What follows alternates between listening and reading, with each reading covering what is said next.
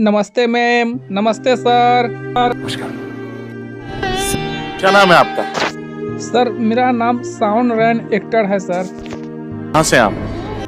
सर मैं बिहार से हूँ सर, एक छोटा सा गांव का रहने वाला हूँ सर। मैं क्या बताऊँ सर हम दोनों भाई काम कर रहे थे सर, और सोचा था कि चलिए दोनों भाई मिलकर हम लोग कटहल का पेड़ खरीद कर और कटहल बेचेंगे सर। तो हम लोग सर कटहल का पेड़ खरीदे सर और कटहल बेचना शुरू किए सर। कटहल बहुत फरा सर, इतना फरा कि देखकर बहुत खुशी हुआ सर।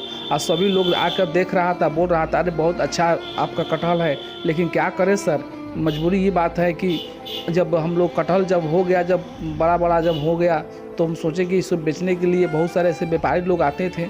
लेकिन सर क्या करें, बहुत दुख की बात है सर।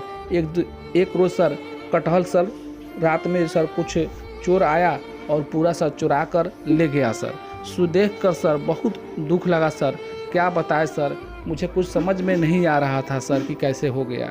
लेकिन सर मैंने अपने घर पर कॉल किया मेरी पत्नी के पास, तो मेरी पत्नी बोली कि अरे क्या हो गया, अगर तुम्हारा कटहल चोरी कर ही लिया कोई, तो कोई ज़्यादा नहीं ना ले गया है, वो ले गया तो ले जाने दो, आप तो अच्छे से है ना। तो सर मेरी पत्नी, मेरी वाइफ सर बहुत अच्छा सर मुझको बताई, बहुत अच्छा समझाया सर। देख सुनकर सर बहुत हमको खुश हुआ सर।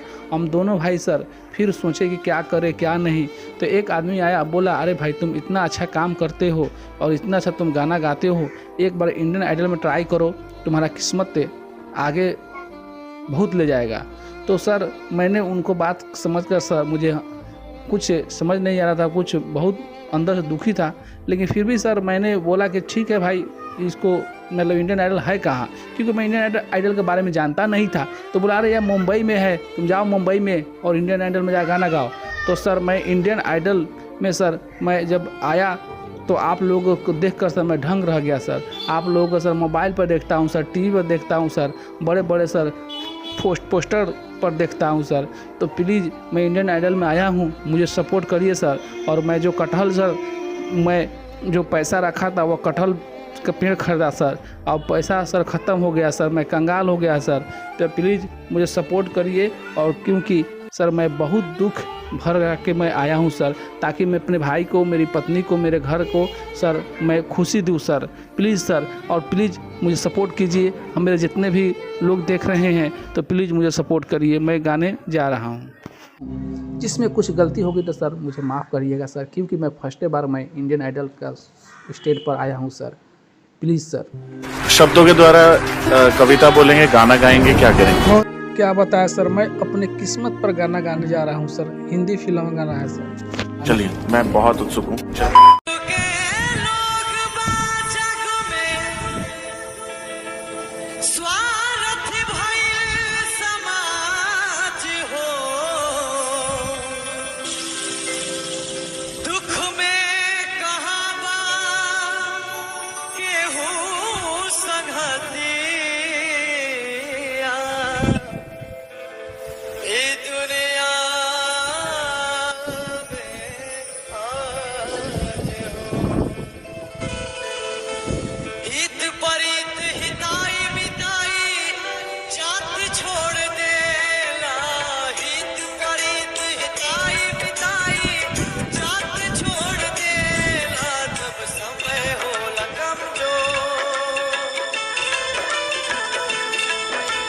समय हो कमजोर हर केहू साथ छोड़ देला, समय हो कमजोर हर कोई साथ छोड़ देला, हित परित हिताई मिताई जात छोड़ देला, हित परित हिताई मिताई जात छोड़ देला, जब समय हो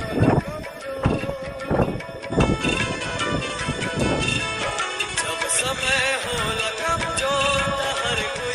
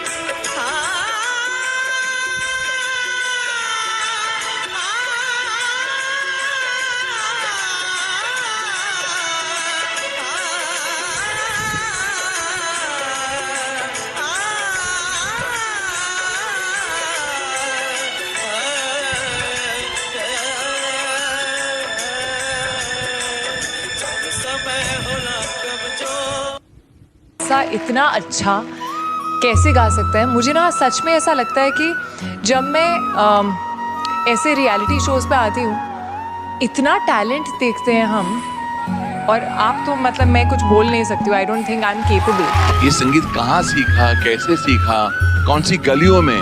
क्या तुम्हारी आवाज में प्यूरिटी है, क्या सादगी है, क्या मासूमियत है? कुछ ऐसी झलकियां है तुम्हारी आवाज में जो इस हिंदुस्तान को हिला देंगी। और मैं, मेरा दावा है, कौन इंडियन आइडल बनेगा पता नहीं, लेकिन इंडियन आइडल 11 तो बन चुका है।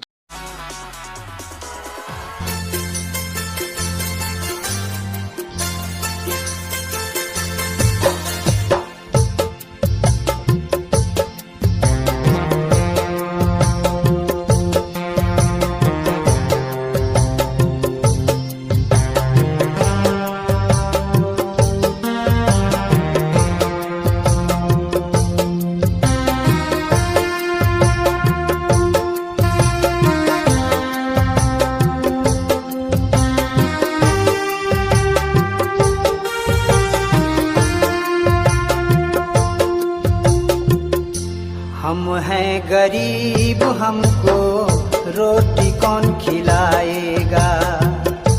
हम हैं गरीब, हमको रोटी कौन खिलाएगा। पैसा न कौड़ी है, पैसा न कौड़ी है, पानी कौन पिलाएगा। हम हैं गरीब, हमको रोटी कौन खिलाएगा। हम हैं गरीब, हमको रोटी कौन खिलाएगा।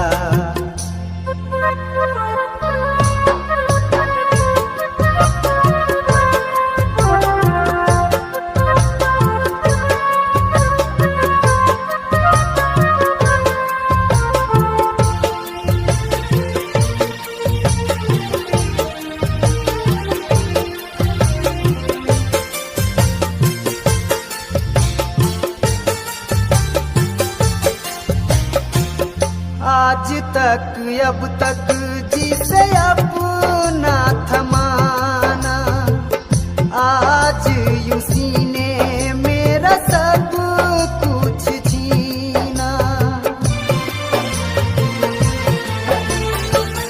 आज तक अब तक जिसे अपना थमाना, आज उसी ने मेरा सब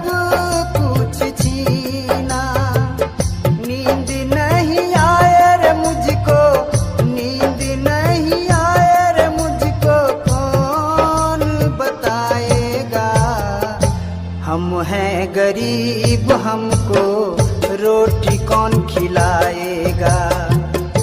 हम हैं गरीब, हमको रोटी कौन खिलाएगा।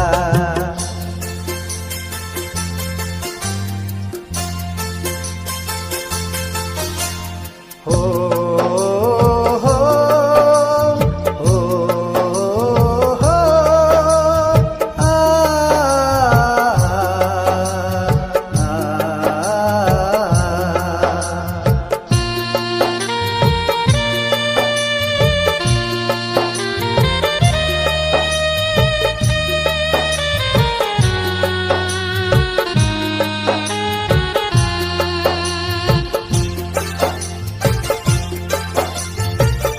मैंने जिंदगी में अपना सब कुछ खोया।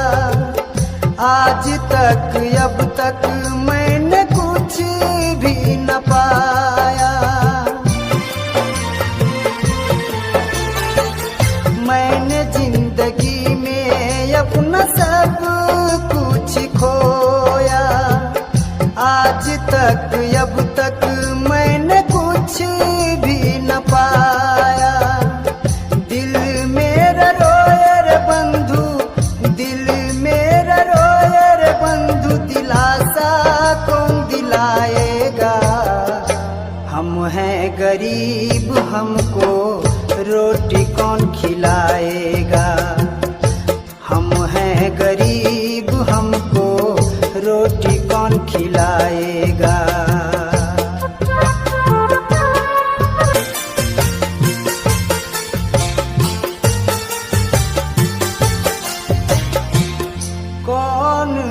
अपना यहाँ कौन है पराया। जिसको भी देखो वो है अपने धुन में खोया। कौन है अपना यहाँ कौन है पराया। जिसको भी देखो वो है अपने धुन में खोया। किस्मत का मारा मनोज है, किस्मत का मारा मनोज है। साथी कौन बनाएगा। हम हैं गरीब हमको रोटी कौन खिलाएगा। हम हैं गरीब हमको रोटी कौन खिलाएगा।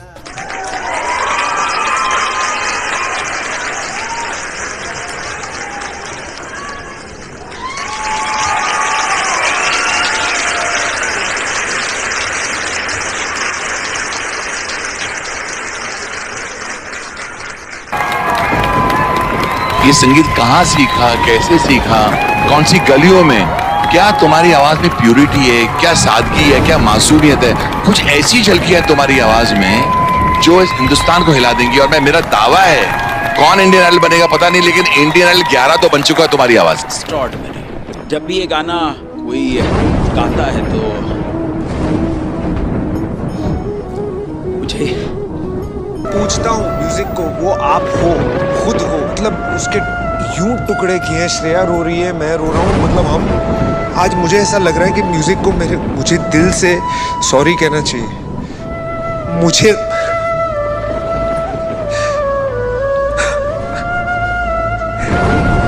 More updates. Subscribe to our channel. Click the show links and enjoy watching the video. नमस्ते सर। मैं जो शब्द बोलने जा रहा हूँ सारेगामा पा के मंच पर आया हूँ। जो शब्द मैं बोलूँगा प्लीज आप लोग इस शब्द पर ध्यान दीजिए, क्योंकि यह शब्द बहुत अच्छा है। माँ पर शब्द है। माँ माँ होती है। हिंदू ग्रंथ में लिखा हुआ है माँ के चरणों में चारों धाम है। वही मुस्लिम के ग्रंथ में लिखे हुआ है कि माँ के कदमों के नीचे जन्नत होता है। तो माँ माँ होती है सर। माँ एक ऐसी माँ होती है जिसे रोटी एक मांगिए रोटी देगा दो, क्योंकि वह माँ है। माँ दुनिया का सबसे महत्वपूर्ण अंग है। जिस तरह से मेरी आंखों से हम लोग देखते हैं, उसी तरह से माँ मेरी आंखों का तारा है। माँ पर सर मैंने एक शब्द बोलना जा रहा हूँ। माँ माँ होती है। माँ की जन्नत है। माँ के चारों ग्रंथों में, माँ के कदमों में जन्नत है सर। तो मैंने सर माँ पर मैंने बोलने जा रहा हूँ। प्लीज तो आप लोग अपने माँ से प्रेम स्नेह प्यार करते हैं तो इस वीडियो को जरूर लाइक और कमेंट और शेयर कीजिएगा, क्योंकि यह माँ पर है। मैंने इतना सारे वीडियो बनाया, लेकिन मैंने नहीं एक बार ही बोला कि मेरे वीडियो को लाइक कमेंट शेयर कीजिएगा। मैंने बोल रहा हूँ इस बार कि प्लीज इस वीडियो को लाइक कमेंट शेयर कीजिएगा, क्योंकि मेरी माँ है। माँ पर यानी कि दुनिया का जितने भी आदमी हैं वह माँ पर ही सब दुनिया चलती है। जिसका गरीब हो या अमीर हो, वह माँ ही सबको पैदा करती है सर। तो प्लीज यह माँ पर है। प्लीज आप लोग वीडियो को देखिए, अच्छा लगेगा तो कमेंट और शेयर कीजिएगा। दूधवा पिया के पोसली, दूधवा पिया के पोसली, देह सुकुवार माई जैसन हो, माई जैसन हो। के करी दुनिया में प्यार माई जैसन हो, के करी दुनिया में प्यार। आ दूधवा पिया के पोसली, दूधवा पिया के पोसली, देह सुखवार माई जैसन हो। के करी दुनिया में प्यार माई जैसन हो, के करी दुनिया में प्यार।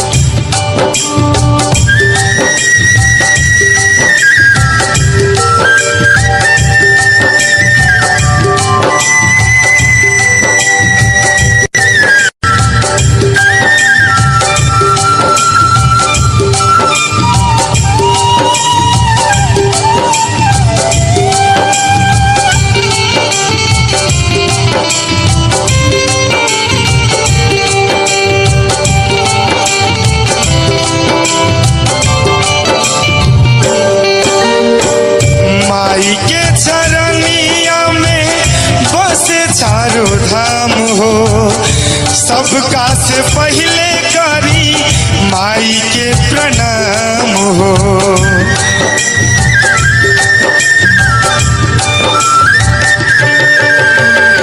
माई के चरनिया में बसे चारों धाम हो।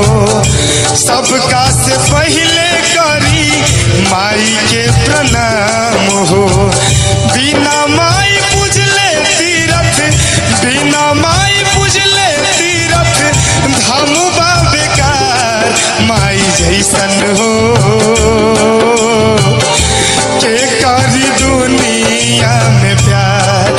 माई जैसन हो के करी दुनिया में प्यार। आ दूधवा पिया के पोसली, दूधवा पिया के पोसली देह सुकुआर। माई जैसन हो के करी दुनिया में प्यार। माई जैसन हो के करी दुनिया में प्यार। माई जैसन हो के करी दुनिया में प्यार। माई जैसन हो के करी दुनिया में प्यार।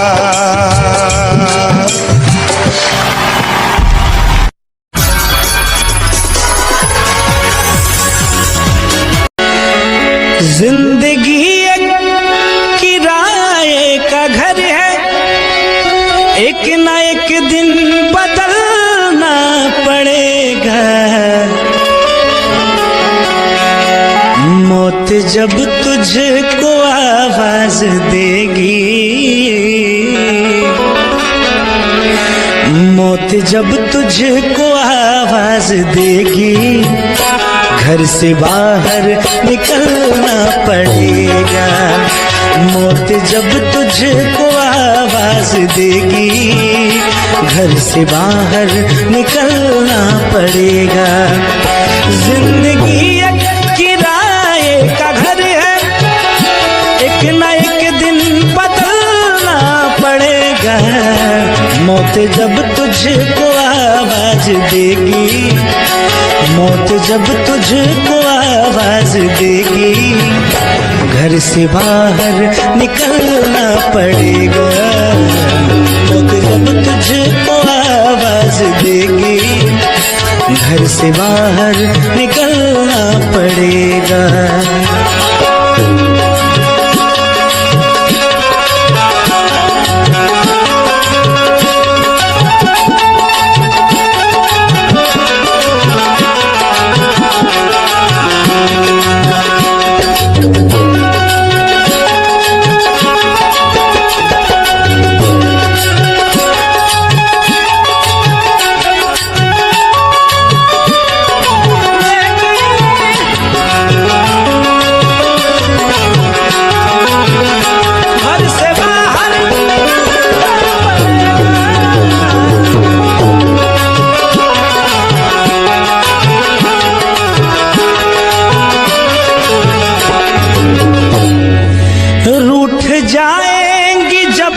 तुझसे खुशियां गम के सांचे में ढलना पड़ेगा। वक्त ऐसा भी आएगा नादान, वक्त ऐसा भी आएगा नादान, तुझको कांटों पे चलना पड़ेगा। मौत जब तुझको आवाज देगी, घर से बाहर निकलना पड़ेगा।